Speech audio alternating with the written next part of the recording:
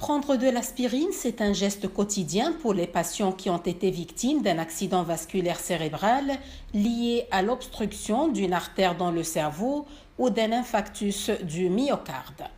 Mais prendre de l'aspirine au long cours n'est pas sans risque. L'aspirine a pour propriété de fluidifier le sang, donc cela peut augmenter la fréquence des accidents hémorragiques, des saignements et en plus ça a un effet sur la paroi gastrique et donc peut augmenter en particulier les hémorragies digestives, c'est-à-dire les saignements au niveau du tube digestif. Selon une étude de l'Université d'Oxford qui a mené une étude sur plus de 3000 patients, le risque de mourir ou de rester handicapé après une hémorragie est 10 fois plus élevé chez les patients de plus de 75 ans.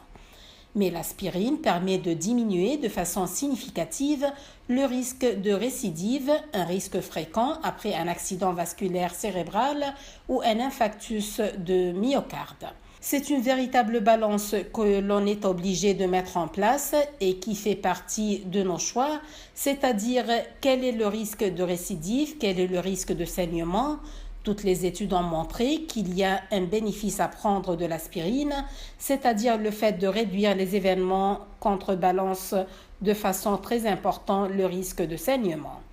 Il est recommandé aux patients de ne pas arrêter brutalement la prise d'aspirine après un AVC ou un infarctus de myocarde, surtout si ce traitement s'accompagne par la prise d'un autre médicament inhibiteur de la pompe à protons qui permettent de diminuer le risque d'hémorragie digestive.